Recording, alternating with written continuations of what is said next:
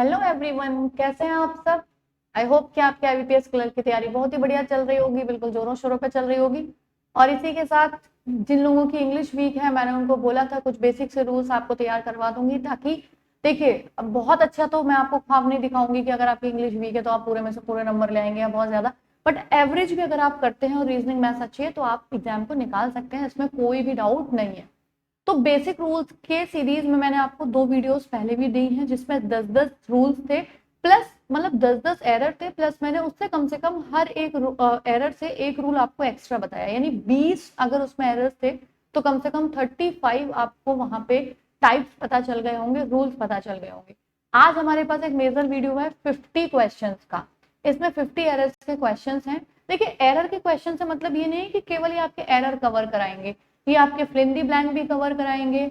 हो सकता है क्लोज टेस्ट में कभी कभी एक आध आपकी ग्रामर की जरूरत पड़ जाती है, वहां भी आपको काम आएंगे। ये आपके जो वर्ड्स को, रॉन्ग वर्ड्स को इंप्रूव करने के लिए आते हैं, वहां भी काम आता है। एरर में भी, सेंटेंस इंप्रूवमेंट में भी, यानी जहां भी ग्रामर का पोर्शन आएगा, ठीक है। एरर्स मैंने इसलिए ले लिए हैं ताकि एरर से आपको ग्रामर के रूल्स पता चलते जाएंगे, और रूल्स ग्रामर के सेम है, आप चाहे वो फिल ब्लैंक में लगे, चाहे वो सेंटेंस इंप्रूवमेंट में हो, एरर में हो, कहीं भी हो, ठीक है ना। तो ग्राम एक प्लेलिस्ट है आईबीपीएस क्लर्क इंग्लिश, उसको आप चेक कर लीजिए। रीअरेंजमेंट का भी बहुत बेहतरीन तरीका मैंने आपको बताया हुआ है, और 50 रूल्स बिल्कुल ये आपको बहुत ही ज्यादा हेल्प करने वाले एग्जाम में। हम स्टार्ट करते हैं, ठीक है। चलिए, और अगर आपकी इंग्लिश वीक है तो सबसे पहले तो अपना ये फियर निकाल दीजिए कि आपका क्या होगा एग्जाम में। मैथ्स रीजनिंग को बहुत बढ़िया कराइए, इंग्लिश एवरेज कराइए, देन यू विल सेलेक्टेड, कोई दिक्कत नहीं है, ठीक है ना। चलिए भाई, million of Jews lost their किथ एंड किन इन हिटलर कंसंट्रेशन कैंप। देखिए यहाँ पे अगर हम पूरा सेंटेंस पढ़ेंगे तो आप देखोगे, okay, millions of Jews lost their किथ एंड किन इन हिटलर्स कंसंट्रेशन कैंप। अगर आप यहाँ देखोगे, एक बात बताइए, कंसंट्रेशन जो कैंप होगा वो हिटलर का ही तो होगा, कोई भी चीज होगी किसी की होगी ना। और का, की, के जहां आता है वहां या तो हमें ऑफ की जरूरत होती है, या हमें अपोस्ट्रोफी एस की जरूरत होती है। अच्छा, जितनी भी नॉन लिविंग चीजें होती हैं, अब जैसे मैं बोल दूं टेबल है, चेयर है, कोई भी नॉन लिविंग चीज है, उसमें तो अपोस्ट्रोफी एस का यूज नहीं होता, तो उसमें तो हमें का के लिए ऑफ का यूज करना पड़ेगा। लेकिन जो लिविंग होते हैं, यानी कि जैसे हम लोग हैं, इंसान हैं, जो भी लिविंग थिंग्स हैं, उनके साथ अपोस्ट्रोफी एस का यूज हो जाता है। तो देखिए अगर मैं बोलूं यहाँ पे हिटलर का कॉन्सेंट्रेशन कैंप, तो हिटलर का, तो का के लिए हमें यहाँ पे या तो ऑफ चाहिए था, या तो हम ये लिखते कॉन्सेंट्रेशन कैंप ऑफ हिटलर, और अगर हम उसको अवॉइड करेंगे ऑफ को, तो हम यहाँ पे एस लगा देंगे। यहाँ हमारा आंसर हो जाएगा अपोस्ट्रोफी एस की कमी है, ठीक है। तो हमें ध्यान रखना है किसी भी व्यक्ति के नाम के साथ उसकी कोई चीज जुड़ी है तो उसमें का आना चाहिए, यानी कि अपोस्ट्रोफी एस आना चाहिए। पहला रूल हो गया, ठीक है। चलिए नेक्स्ट रूल पे आते हैं। अच्छा, अपोस्ट्रोफी एस से मैं आपको एक दो रूल बता देती हूँ। देखिए, एक तो मैंने आपको बता दिया अपोस्ट्रोफी कभी भी नॉन लिविंग के साथ नहीं आएगी। जैसे अगर आपको कोई बोल देगा tables leg, that is incorrect, leg of table होगा, और जैसे भी कोई भी नॉन लिविंग थी, ठीक है। अगली चीज आती है, जैसे अगर मुझे किसी ने बोल दिया गर्ल्स हॉस्टल, और पूछ लिया कि बताइए ये सही लिखा है या गलत लिखा है। देखिए गर्ल्स हॉस्टल का मतलब है लड़कियों का हॉस्टल, हॉस्टल कभी एक लड़की का नहीं हो सकता। और अगर हमें अपोस्ट्रोफी का प्लूरल बनाना होता है तो अपोस्ट्रोफी का जो प्लूरल होता है वो एस के बाद केवल और केवल, जैसे ये हो गया प्लूरल गर्ल्स, अब मुझे इसका अपोस्ट्रोफी यानी लड़कियों, लड़कियां भी चाहिए। यहाँ तो केवल लड़की का हॉस्टल हो गया ना, मुझे लड़कियां भी चाहिए तो ये प्लूरल हो गया, और मुझे अपोस्ट्रोफी भी चाहिए, दोबारा से एस लगाने की जरूरत नहीं होती, केवल अपोस्ट्रोफी मार्क लगा दो। तो अगर मैं बोलूंगी girls hostel, then it is correct, ठीक है ना। तो इस तरीके से एस के बाद केवल अपोस्ट्रोफी मार्क लगता है, और अगर आप एस के बाद लगाओगे तो कोई भी ऐसी चीज जो सबकी है, जो एक ग्रुप में होती है, तो वहां पे प्लूरल के साथ ही अपोस्ट्रोफी मार्क लगेगा, एक का नहीं हो सकता हॉस्टल, ठीक है। चलिए, छोटी छोटी सी चीजें हैं जो ज्यादातर एग्जाम्स में रिपीटेड होती हैं। Second, mother in laws are a nuisance. देखिए यहाँ भी एक बहुत इंपॉर्टेंट सा बढ़िया सा रूल आ चुका है, मदर इन लॉज। देखिए ज्यादातर हम लॉज लॉज सुनते रहते हैं तो हमारी आदत पड़ जाती है, हमें क्या लगता है लॉज में एस लगता है। ध्यान रखिएगा जब भी कभी कंपाउंड, ये जितने भी वर्ड्स होते हैं, जितने भी mother in law, father in law, sister in law, brother in law, इनका अगर प्लूरल बनाना हो, यहाँ पे आर लगा है ना, आर का मतलब है ये प्लूरल है। प्लूरल कभी यहाँ नहीं बनता है, प्लूरल हमेशा जो रिलेशन होगा ना उसके नाम में लगेगा। Mothers in law, fathers in law, sisters in law, brothers in law, ठीक है ना। अब आप सोचो कि लॉज लॉज सुना तो है, ये लॉज क्या फिर सुना है। तो देखिए अगर हमें अपोस्ट्रोफी कभी लगाना होगा, अगर जैसे मैं बोल दूं उसके ब्रदर इन लॉ का बिजनेस, तो हम ब्रदर इन लॉ बिजनेस बोलेंगे, ब्रदर इन लॉ बिजनेस, यानी कि अपॉस्ट्रोफी लॉ में बाद में लगेगा, लेकिन प्लूरल के लिए ये लगेगा, है ना। और भी कंपाउंड वर्ड होते हैं, जैसे कमांडर इन चीफ इसमें आता है, तो कमांडर इन चीफ होगा, चीफ में एस नहीं लगेगा, ठीक है ना। अच्छा, पासर्स बाई राहगीर के लिए यूज होता है ना, पासर्स बाय बोलेंगे, बाइज में नहीं लगेगा, ठीक है ना। तो ये छोटी छोटी सी चीजें हमें ध्यान रखनी है। अच्छा, एक बहुत इंपॉर्टेंट सा आ जाता है, मैं आपसे पूछूं, आपको 2 चम्मच की बात करनी है, जैसे अगर मैंने बोला भाई चाय में 2 चम्मच चीनी डाल दो, एड 2 स्पून, अब यहाँ पे स्पून फुल होगा कि स्पून फुल्स होगा, ठीक है। तो यहाँ पे बड़ा कंफ्यूजन हो जाता है भाई, प्लूरल इसका स्पून फुल होगा कि स्पून फुल्स होगा। और ज्यादातर जब भी मैं ऑफलाइन क्लास में भी पूछती हूँ तो ज्यादातर स्टूडेंट्स ना इस वाले को करेक्ट करते हैं, जबकि ये इनकरेक्ट है और ये करेक्ट है। और आज के बाद इसे रटना नहीं है, बहुत सिंपल सी चीज है। अगर आपसे किसी ने बोला चाय में 2 चम्मच चीनी डाल दो, तो चम्मच 2 लेके खड़े रहोगे या 2 बार डालोगे, डालोगे 2 बार ना, उसे फुल 2 बार करोगे ना, दैट्स इट, फुल्स में लगेगा, बात खत्म हो गई, है ना। तो ये वाला सही होता है। अब तो नहीं भूलोगे आज के बाद, मुझे लगता है नहीं भूलोगे, ठीक है। Third, today people is ignorant of things that are happening around them, इसमें क्या हो जाएगा, हाँ चलिए भाई देखो, प्यूपल जो है ना प्लूरल वर्ड है, इसमें कभी एस नहीं लगता क्योंकि ऑलरेडी प्लूरल है। इससे कुछ रूल्स है, मैं आपको बता देती हूँ। देखिए बहुत सारे ऐसे वर्ड होते हैं जिनमें कभी एस नहीं लगता, बट वो ऑलरेडी हमेशा प्लूरल होते हैं, और जब प्लूरल होते हैं तो ये तो हम सब जानते हैं, प्लूरल के साथ प्लूरल वर्ड, तो इस तो आएगा नहीं, यहाँ पे आर आएगा। अब ऐसे कौन कौन से वर्ड है जिनमें एस नहीं आता लेकिन वो प्लूरल होते हैं, तो एक ही प्यूपल है, पुलिस है, ठीक है ना, कैटल है, इन्फेंट्री है जो पैदल चालक होते हैं ना, कैवेलरी है, ये कुछ वर्ड्स, कैवेलरी होते हैं घुड़सवारों का जो समूह होता है उसके, ये कुछ ऐसे वर्ड्स हैं जिनमें एस नहीं लगता बट ये प्लूरल होते हैं, अगर कभी दिख जाए तो इनके साथ प्लूरल वर्ब आएगी, ठीक है ना। ये सब आपको वर्ड ध्यान रखने, बहुत सिंपल हो गया, वहां आर आ जाएगा तो इसमें प्रॉब्लम हो गई, ठीक है। चलिए भाई अगले पे चलते हैं। The next one is, I think so you have taken the right decision, मैं सोचता हूं कि तुमने एक सही डिसीजन लिया। देखिए सो का मतलब होता है, या तो सो आता है सो एज, ठीक है ना, एक जैसे होता है ही सो ब्यूटीफुल एज, ऐसे हर मदर है ना, वो इतनी खूबसूरत है जितनी उसकी माँ, इस तरीके से अगर उतना जितना, या सो का यूज होता है आई थिंक सो, मैं भी ऐसा सोचता हूं, अगर मैंने केवल इतना छोड़ दिया। लेकिन यहाँ तो आई थिंक एक सेंटेंस का पार्ट ये है और एक ये पार्ट है, और 2 पार्ट को जोड़ने के लिए हमें कंजंक्शन की जरूरत होती है या फिर रिलेटिव प्रोनाउन की, और सो रिलेटिव प्रोनाउन नहीं है, की के लिए दैट आता है, यानी आई थिंक मैं सोचता हूँ कि, यहाँ पे हमें की तो चाहिए कि all you have taken the right decision, तो ध्यान रखिए सो केवल भी के लिए आता है ना, या फिर उतना जितने के लिए आता है, यहाँ की के लिए सो का कोई मतलब नहीं है, बस that's it.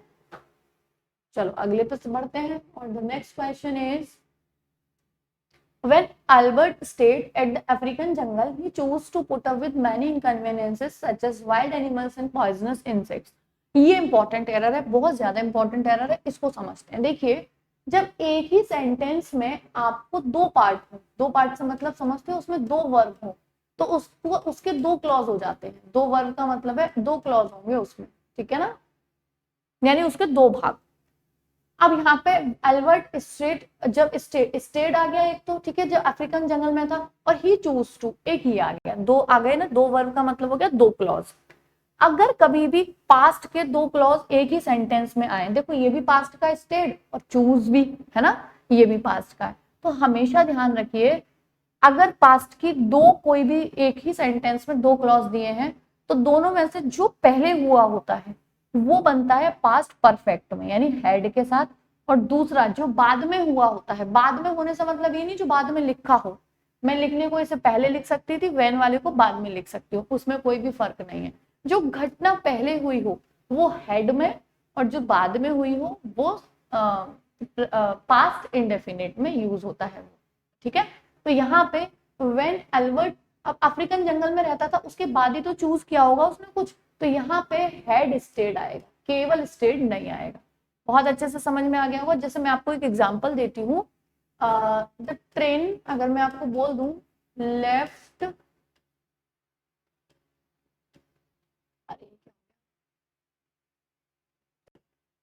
The train left, ठीक है, हाँ ठीक है, before I reach the station.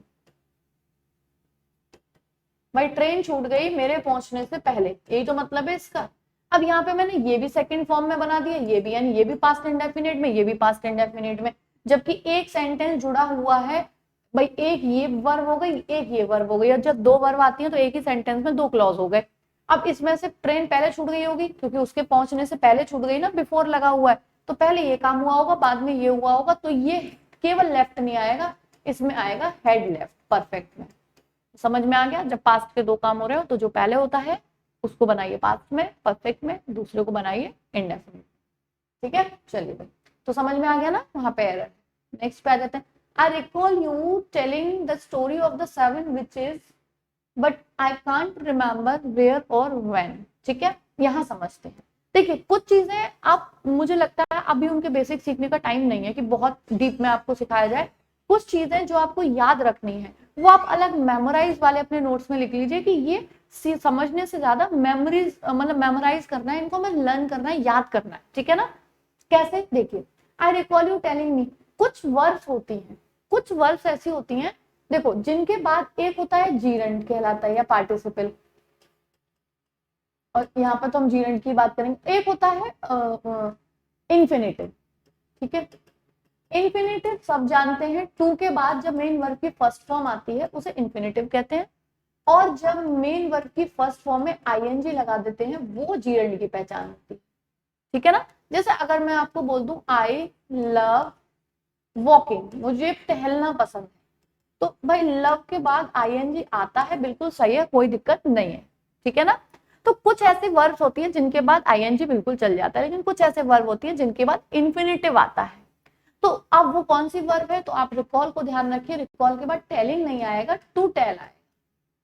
ठीक है, तो अब ये एक तरीके से याद रखिए कि रिकॉल वर्ब के बाद हमें इन्फिनिटिव का यूज करना है, जीरंड का नहीं करना।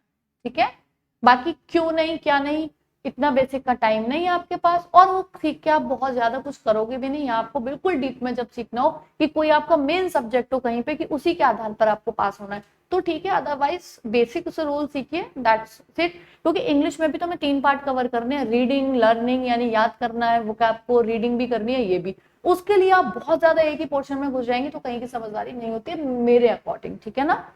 चलिए भाई अगला। I was surprised when the hostess smiled as if she was before, अच्छा, as if she saw before, she was नहीं, she saw। देखो मैं सरप्राइज था, ये तो एक अलग ही बात हो गई।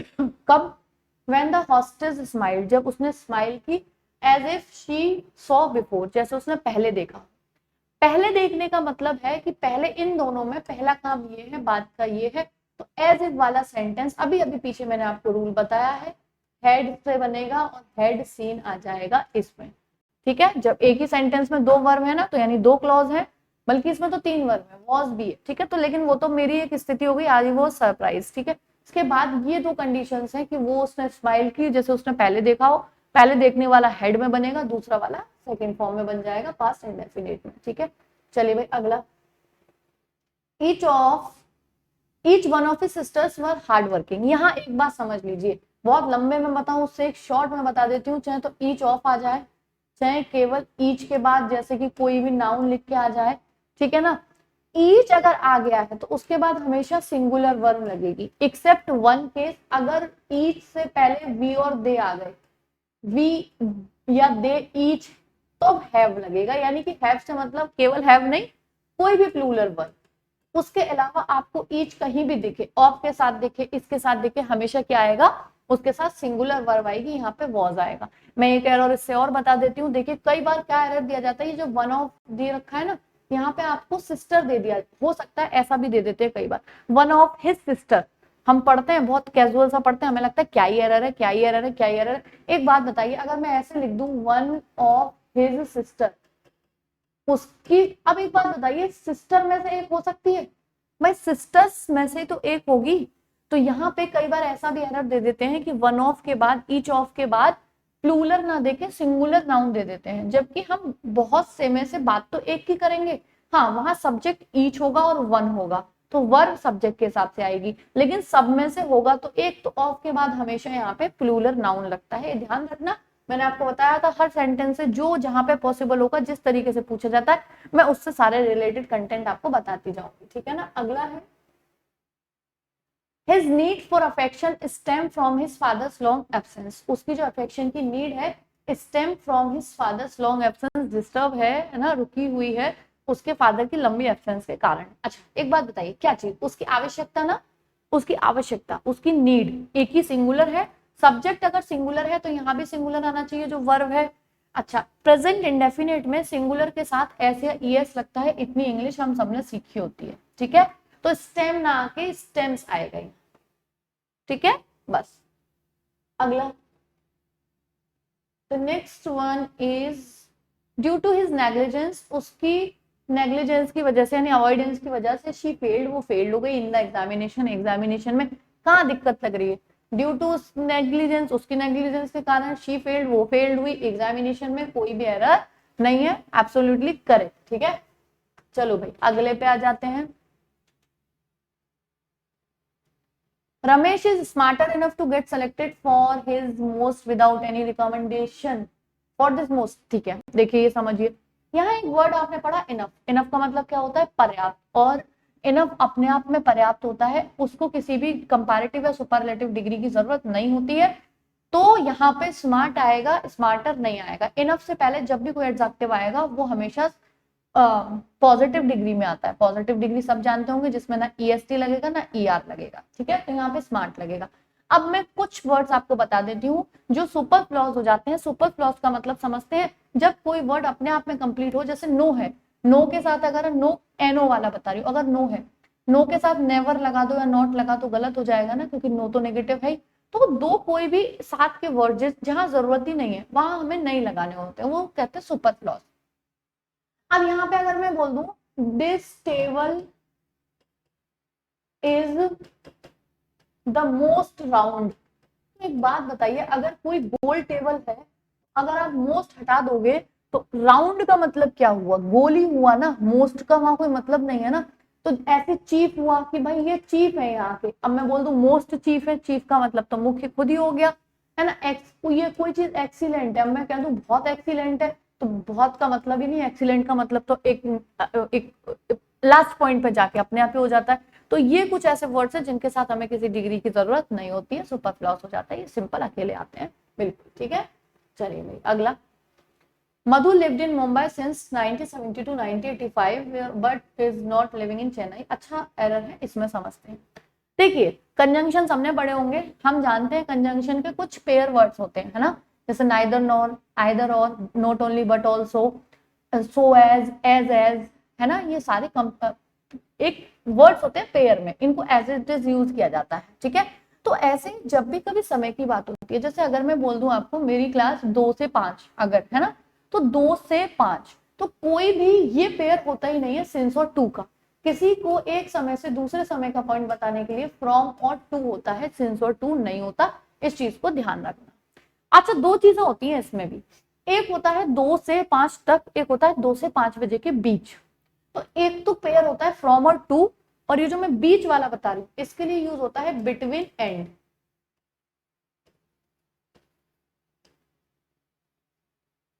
ठीक है ना, बिटवीन एंड, जैसे मैंने बोला बिटवीन 2 एंड 5, है ना। और एक होता है से, यानी फ्रॉम 1970 टू 1985, उन दोनों से 1970 से 1985, और एक होता है इन दोनों के बीच, तो उसके लिए बिटवीन एंड का यूज होता है। और एक पेयर होता है फ्रॉम और टू, लेकिन सिंस और टू का कोई पेयर नहीं होता है, ठीक है। हर एरर से आपको एक एरर एक्स्ट्रा पता चल रहा होगा, यानी 50 से आपको 100 पता चल जाएंगे इसमें, ठीक है। और गलती से मिस्टेक से स्लाइड्स रह गई हैं 2 क्वेश्चंस, नो वरीज, अगला कर लेते हैं, ठीक है। चलिए, mister Gaurav Sharma is coming to dinner, अच्छा इसमें क्या नाम गलत है, बिल्कुल गलत नहीं है, इज कमिंग गलत है, बिल्कुल गलत नहीं है, डिनर के लिए आ रहे हैं, बिल्कुल गलत नहीं है, कुछ भी गलत नहीं है, यहाँ पे हो जाएगा नो एरर, ठीक है। आई होप कि आप जितने भी लोग अगर इसे देख रहे होंगे आपको बहुत अच्छे से चीजें क्लियर हो रही होंगी, ठीक है। चलो भी, यहाँ से कट रहे क्या, अच्छा नहीं ठीक दिखाई, ओके। चलिए और अगले उस पे आते हैं हम, you have been working very hard for the past 2 years isn't, इसको समझते हैं, ये है क्वेश्चन वर्ड। अब इसके बारे में समझते हैं क्वेश्चन वर्ड क्या होता है। देखिए कभी देखा है हमने, अब ध्यान दीजिए, हम कभी बहुत सारी बातें बोलते हैं और उसी की हम कोई सेंटेंस बोलते हैं और उसका सवाल बना देते हैं। जैसे मैं बोलूं उसको ऐसा नहीं करना चाहिए था ना, तो मैंने बोलने का मतलब है कि उसको ऐसा नहीं करना चाहिए था, फुल स्टॉप। अब मैंने ना बोल के क्या किया, क्वेश्चन मार्क लगा दिया ना। तो अपने ही सवाल पे अपना ही जवाब क्रिएट कर देना, यानी अपनी ही कही हुई बात पे सवाल क्रिएट कर देना, वो होता है क्वेश्चन वर्ड। क्वेश्चन वर्ड में अब मैं बहुत ज्यादा नहीं जाऊंगी डीप में, बहुत सारे रूल्स है उसके भी, बट जो इंपॉर्टेंट है 2 चीजें हमेशा ध्यान रखना। क्वेश्चन वर्ड जो आपने सेंटेंस लिखा है या बोला है उसके हमेशा ऑपोजिट होगा। ऑपोजिट से मतलब अगर आपने पॉजिटिव बोला है यानी कि अफर्मेटिव है तो बाद में नेगेटिव होगा, अगर ये नेगेटिव है तो ये क्वेश्चन वर्ड पॉजिटिव होगा। और दूसरी चीज, क्वेश्चन वर्ड में जो हेल्पिंग वर्ब होती है वो हमेशा सेम होती है पहले वाले सेंटेंस की। तो यहाँ पे हैज नॉट बीन आना चाहिए, ना कि इज आना चाहिए। बस ये 2 रूल याद रखो, अभी के प्री के लिए हमारे लिए सफिशियंट है। And then we'll move forward for mains exam जब आप लोग निकलोगे। और आईबीपीएस का तो अभी थोड़ा टाइम है पीओ के लिए, तो मैं वैसे भी लाइव क्लासेस रेगुलर आपकी प्रैक्टिस करवाने वाली हूँ। पीओ तक तो आपकी इंग्लिश बिल्कुल बहुत बढ़िया हो जाएगी, ठीक है ना। चलिए भाई, के बाद I visited my grandpa and grandma's house and found their missing। अच्छा एक बात बताइए, उन्हें मिस पाया ना, उनकी मिसिंग पाई कि उन्हें मिस पाया। देखिए अगर ये होता है कोई कहीं पे कि उनकी मिसिंग तो हो जाता, जैसे मैं बोल दूं किसी चीज में भाई देयर बैग, उनका बैग, ठीक है ना, देयर बिहेवियर, उनका बिहेवियर, तब तो ठीक होता है कि देयर आ गया। लेकिन अगर मैं बोलूं उनको, उनको मिस पाया, किनको, तो उनके लिए आएगा देम ना कि देयर, ठीक है ना। तो यहाँ पे आ जाएगा I visited my grandpa and grandma's house and found them missing, उनको मिस पाया, ठीक है। चलो अगले पे आते हैं। You should learn to adopt yourself to changing circumstances. देखिए इस तरीके के जो सेंटेंस होते हैं ना ये बड़ा कंफ्यूज कर देते हैं। इनके कुछ चीजें मैंने आपको बताई, 50 में से 2-3 चीजें ऐसी मिलेंगी जो आपको बिल्कुल याद रखनी है ना। बाकी सब चीजें एक दूसरे से कनेक्ट होती जाती है, एक प्लूरल पढ़ लिया बाकी सारे हो जाएंगे एक सिंगुलर। कुछ चीजें थोड़ी सी एकदम आपको ध्यान रखनी होती है, जैसे ये वाली है, यू शुड लर्न, आपको सीखना चाहिए टू अडॉप्ट, अडॉप्ट करना नहीं, आपको सीखना चाहिए अडॉप्ट कैसे करते हैं। जैसे मैं बोलूं you should learn how to speak English, direct नहीं बोलूंगी you should learn to speak English. You should learn यानी शुड आप किसी को सजेस्ट करो कि आपको सीखना चाहिए कि ये कैसे करना है, और उसमें हाउ टू लगता है ना कि डायरेक्ट टू लगता है। तो you should learn, you should कुछ भी अगर हमने बोला उसके बाद अगर टू अडॉप्ट यानी कि तुम्हें लर्न करना चाहिए, हाउ टू आएगा, ठीक है ना। तो ये पॉइंट हमेशा ध्यान रखना। He was smiling but his eyes retained a look of solemnness। यहाँ पे ध्यान रखना, solemnness होता है गंभीरता, अकेलापन, गंभीरता, है ना। तो solemnness कोई वर्ड नहीं होता, ये गलत है, सही होता है solemnity। तो बस ये अब ये तो एक वोकैब का पार्ट हो गया कि solemnness नहीं solemnity आएगा, ठीक है। चलिए अगले वर्ड की बात करते हैं। I shall go by the 3 o'clock train. ये तो आपको एरर यही समझ में आ रहा होगा, अभी अभी मैंने बताया था जो नॉन लिविंग थिंग्स होती हैं, निर्जीव वस्तुएं जिसे कहते हैं, है ना, उनके साथ अपोस्ट्रोफी एस का यूज नहीं करते हो। क्लॉक तो निर्जीव है ना, तो देख के समझ में आ रहा है एरर, यहाँ पे कोई दिक्कत ही नहीं है, तो यहाँ पे एरर है। अच्छा सही क्या होगा, मुद्दा ये आता है, एरर तो आपने छाट दिया, सेंटेंस इंप्रूवमेंट आ गया, देन वो भी तो समझना है ना। I shall go by the train, मैं किससे जाऊंगा, सॉरी ट्रेन से। इसका सही सेंटेंस होगा I shall go by the train eight 3 o'clock। That's it, सही हो गया, ठीक है। अभी अगर ये सेंटेंस इंप्रूवमेंट में आया, हमें केवल एरर रखने नहीं है कि बस छट गया और ये अब ध्यान नहीं देना है क्या करना है, हमें ग्रामर सीखनी है या रूल्स सीखने हैं, वो हमारे सेंटेंस इंप्रूवमेंट में भी काम आए और यहाँ भी काम आए, ठीक है ना। चलिए एंड देन है they were exceptional good orators, so all of us listened to them very attentively। अच्छा सवाल है ये भी, देखिए यहाँ पे एक बात समझिए, जैसे अगर मैं आपको बोल दूं she sings beautiful, आपको पता है अगर थोड़ी इंग्लिश वीक है तो समझ ही नहीं आएगा कि ये क्यों गलत है, और मैं पूछ लूं उसमें कहाँ एरर है, आपको लगेगा ठीक तो है, वो अच्छा गाती है। तो यहाँ पे एक बात बताइए, she sings वो गाती है अच्छा, ठीक है, ब्यूटीफुली, सुंदरता से। एक बात बताइए कैसे समझाऊं, शी सिंग्स ब्यूटीफुल, हाँ ऐसे। तो एक बात बताइए, शी सिंग्स वो गाती है और किसके विषय, ये जो यहाँ पे क्वालिफाई कर रहा है ये वाला वर्ड, वो शी को कर रहा है कि सिंग्स को कर रहा है, उसकी गायकी को कर रहा है ना, सिंग्स को। और सिंग्स एक वर्ब है, और वर्ब की जो क्वालिफाई करता है वो एडवर्ब होता है। और हम सब जानते हैं जब एडजेक्टिव में एलवाई लगता है तब एडवर्ब बनता है। तो ब्यूटीफुल नहीं होता है एडवर्ब, ब्यूटीफुली होता है। जैसे स्मार्ट का स्मार्टली होता है, स्लो का स्लोली होता है, इन सब में, ठीक है। तो यहाँ पे आएगा शी सिंग्स ब्यूटीफुली, ना कि ब्यूटीफुल। ये है इसका एर, ठीक है। आई होप आपको समझ में आ गया होगा। अब यहाँ पे देखिए एडवर्ब किस किस को मॉडिफाई करता है, किस किस की क्वालिटी बताता है। एडवर्ब एडजेक्टिव की भी बताता है, वर्ब की बताता है, और खुद अपनी बताता है। यहाँ पे एक बात बताइए, देवर गुड, वो अच्छे थे, और एक्सेप्शनल नहीं, एक्सेप्शनली, क्योंकि गुड एक एडजेक्टिव है, एडजेक्टिव की क्वालिटीज कौन बताता है, एडवर्ब। और एडवर्ब एलवाई वाले होते हैं मोस्टली, जितने भी होते हैं। हाँ, फास्ट का कभी फास्टली नहीं होता, ये ध्यान रखिएगा। फास्ट का एडवर्ब भी फास्ट है और एडजेक्टिव भी फास्ट है, ठीक है। चलो, यहाँ पे कुछ चीजें हैं जो हम गलत नहीं कर सकते, फास्टली होते ही नहीं है, ठीक है। And then although he only earns 600 rupees a month, he manages to support his family। यद्यपि वो इतने रुपए ही कमाता है लेकिन फिर भी अपनी फैमिली को सपोर्ट करता है। और इसमें हम देखेंगे, देखो ये जो ओनली वर्ड्स होता है ना, ये जिस वर्ड को भी मॉडिफाई करता है, जिसके लिए आता है, जस्ट उससे पहले आता है। मैं आपको एक बात समझाऊं, अगर देखो मैंने ये लगा दिया ना, only he gave me 5 rupees, 5 rupees, ठीक है। दूसरा sentence, he gave me only 5 rupees। और भी मैं बहुत सारे, इससे बहुत सारे बन सकते हैं बस, लेकिन मैं 2 से समझा दूंगी आपको। इस सेंटेंस का मतलब हुआ केवल उसने मुझे 5 रुपए दिए, यानी कि 5 रुपए मिले लेकिन केवल उसने दिए, एक ही व्यक्ति ने। यहाँ पे बात आई ही गेव मी, उसने मुझे दिए केवल 5 रुपए। तो फर्क आ गया ना, जहां केवल लगेगा जिसके जस्ट पहले उसी के लिए आ जाएगा, यानी ओनली। तो यहाँ पे अगर आप सेंटेंस का अर्थ समझोगे तो वो केवल 600 कमाता है, यही तो इसका अर्थ है ना। तो ऑल्दो ही अर्न्स ओनली, यहाँ आना चाहिए था, इसमें ओनली नहीं आना चाहिए, अर्न्स के बाद आना चाहिए only. Although he only earns, इसका मतलब होगा केवल वो कमाता है, लेकिन बात यहाँ पे केवल 600 कमाता है, तो इसलिए ऑल्दो ही अर्न्स ओनली 600।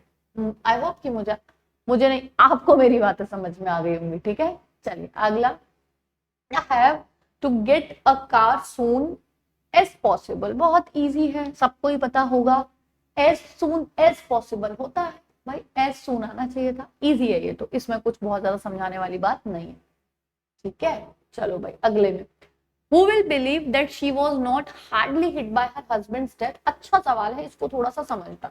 देखो एक होता है हार्ड, एक होता है हार्डली। अब आप जैसे मैंने अभी अभी आपको बताया कि ब्यूटीफुल का ब्यूटीफुली, स्लो का स्लोली, और क्या स्मार्ट का स्मार्टली, ये हो जाते हैं। लेकिन ध्यान रखना, ये हार्ड का हार्डली नहीं होता। हार्डली शब्द का अपना अलग मतलब है और हार्ड का अपना अलग मतलब है। इसका मतलब ये है, हार्ड माने कोई चीज होता है तो एक तो कठोर होती है, वो तो एक अलग भी होगी, वो तो केवल एडजेक्टिव होता है, ठीक है ना। एक मैं बोलूं जैसे उसने बहुत तेज मारा, तो हिट हार्ड आएगा। यानी कि अगर मुझे कसकर मारने या तेज मारने की बात करनी है तो हार्ड का एडजेक्टिव भी हार्ड है, यानी कठोर कोई चीज, और कोई चीज मारी गई है तेज तो वहां पे हार्ड आएगा। अगर हार्ड का हार्डली हो जाता है तो ये एडवर्ब है, ठीक है, लेकिन ये कसकर मारने के लिए नहीं है, इसका तो अर्थ ही अलग होता है। हार्डली होता है बमुश्किल, यहाँ तो हो गया तेजी से, ठीक है ना। हार्डली का मतलब होता है जैसे हार्डली ही अर्न्स, हार्डली ही नोज, बड़े ही मुश्किल है कि वो ये जानता होगा। हार्डली ही अर्न्स, बड़ी ही मुश्किल है कि वो इतना कमाता होगा। वहां पे हार्ड से हार्डली नहीं बना, ये एक अपना अलग एडवर्ब हो गया। वैसे नॉर्मल हार्ड यानी तेज कठोर के लिए हार्ड का हार्ड ही होता है। जैसे अगर मैंने बोल दिया ball is hard, ball is hard, तो हार्ड का मतलब है बॉल कठोर है ना। और मैं बोलूं ही हिट द बॉल हार्ड, उसने बॉल बहुत तेजी से मारी, तो अब हार्ड किसके लिए आया, तेजी से मारने के लिए ना। वर्ब की विशेषता मैंने अभी अभी आपको बताया, वर्ब किसको क्वालिफाई करता है, एडवर्ब को।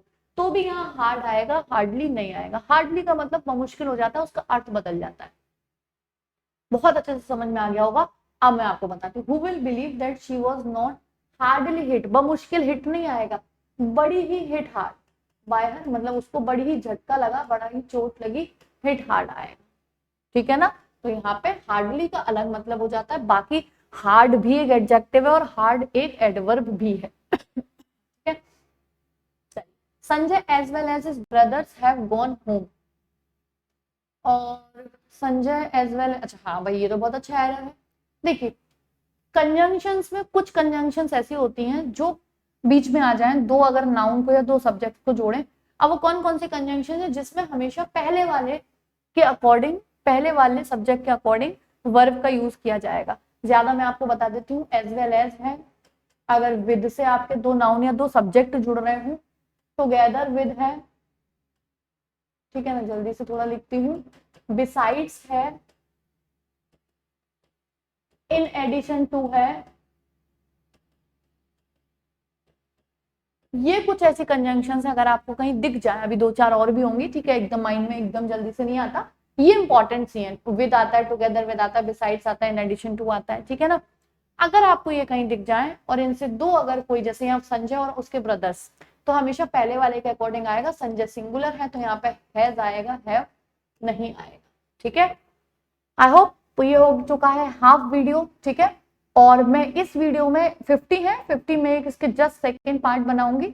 अगर आपको लगता है कि ये आपके लिए वर्दी है, रिलायबल है, तभी मैं इसका नेक्स्ट पार्ट है वो अपलोड करूंगी। और तो आप कमेंट बॉक्स में एक बार देखिए, उससे क्या है एक मोटिवेशन मिलता है मुझे भी वीडियोस बनाने के लिए, आगे रेगुलर रहने के लिए। तो आप अगर आपको ये बिल्कुल अच्छे से समझ में आया है देन आप मेरे को कमेंट बॉक्स में बताइए। और बाकी मैं इसका सेकंड पार्ट भी डाल दूंगी, जो 25 और रह गए हैं वो भी आपके कवर हो जाएंगे, ठीक है। चलिए मिलते हैं अगले वीडियो में। थैंक्स फॉर वॉचिंग, जुड़े रहिए चैनल के साथ। वैसे आप लोगों का बहुत सपोर्ट और प्यार मुझे मिल रहा है, अगर ऐसे ही मिलता रहा तो बहुत ही जल्दी हम बहुत आगे निकलने वाले हैं। Thanks for watching.